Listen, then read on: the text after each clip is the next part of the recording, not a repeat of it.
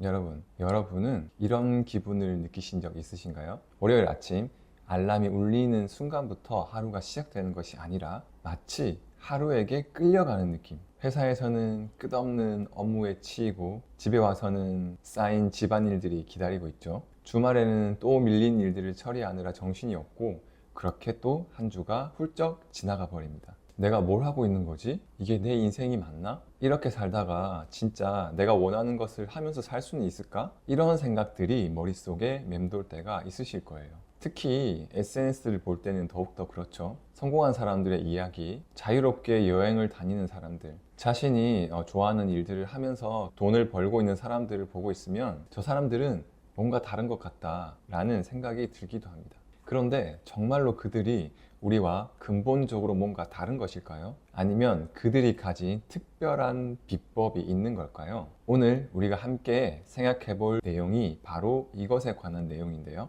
왜 어떤 사람들은 그들이 자신의 삶을 주도적으로 이끌어 나가는 것처럼 보이고 왜 어떤 사람들은 자신의 삶에 끌려다니면서 사는 것 같은 기분이 드는 걸까요? 그리고 더 중요한 것은 과연 나는 어떻게 하면 내 삶을 통제하는 느낌을 가질 수가 있을까요? 먼저 이 심리적인 관점에서 통제감이란 무엇인지에 대해서 알아보면 1966년 심리학자 줄리안 로터는 통제 위치라는 개념을 제시했는데요. 여기서 그는 사람들을 두 가지 유형으로 나누었어요. 첫 번째로 내적 통제형이에요. 내적 통제형 사람들은 자신의 행동과 그 결과 사이에 연관성을 믿는 사람들입니다. 이들은 내가 노력하면 결과를 얻을 수 있다. 내 선택이 내 미래를 결정한다고 생각합니다. 반면에 외적 통제형인 사람들은 자신의 삶이 운명, 운, 다른 사람들에 의해 좌우된다고 믿는 사람들입니다.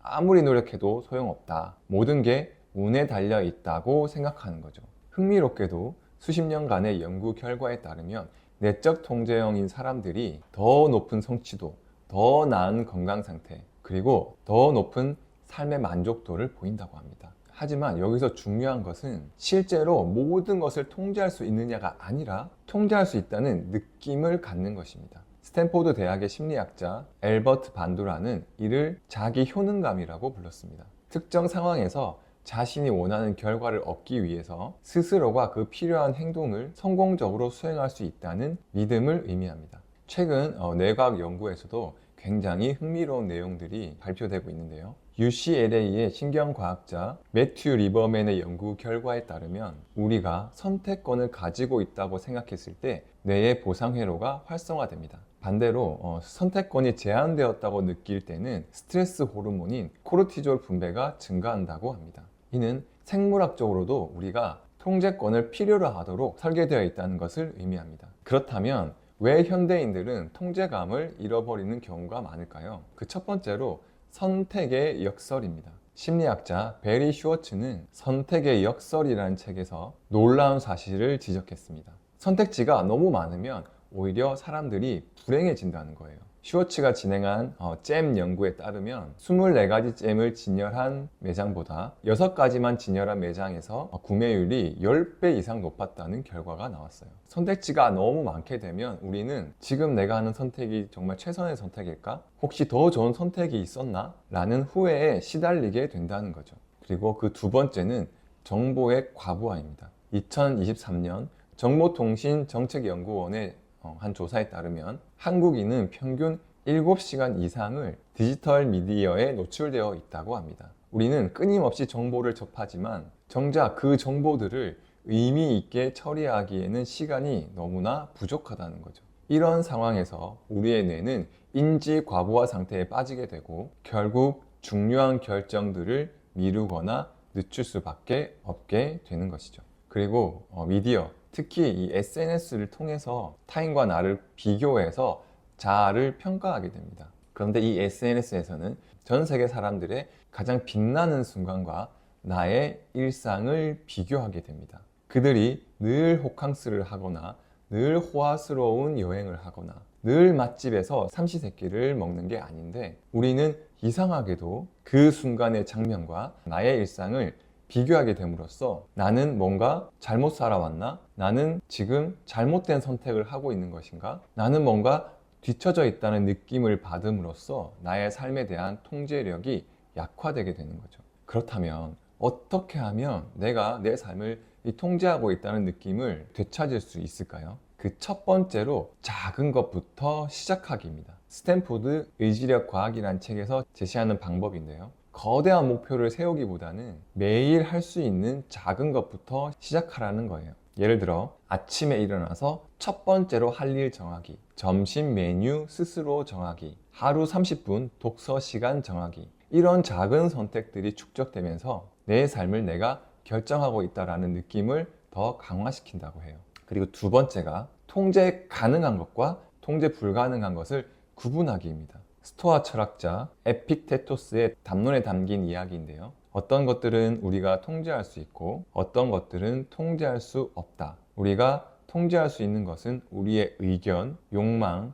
회피, 그리고 우리의 행동이다. 현대 심리학에서도 이 개념이 통제의 원이라는 이론으로 발전했습니다. 그리고 스티븐 코비의 성공하는 사람들의 7가지 습관에서 제시된 이 모델은 통제 가능 영역과 영향 가능 능력, 그리고 관심 영역으로 구분을 짓는데요. 예를 들어 통제 가능 영역은 내 행동, 그리고 태도, 노력 이런 것들이 있다면 영향 가능 영역은 가족이나 동료, 친구들과의 관계이고, 그리고 관심 영역은 경제 상황이나 날씨, 타인의 행동 이런 것들이 포함되어 있는데, 여기서 우리는 통제 가능한 영역에 에너지를 집중하게 되면 우리가 내 삶을 통제하고 있다는 그 통제감을 강화시킬 수 있다고 합니다. 그리고 세 번째, 점진적 목표를 설정하는 것입니다. 목표 설정의 아버지라고 불리는 에드윈 로크의 연구 결과에 따르면 구체적이고 도전적이지만 달성 가능한 목표를 설정하게 되면 성과와 만족도가 모두 다 높아진다고 해요.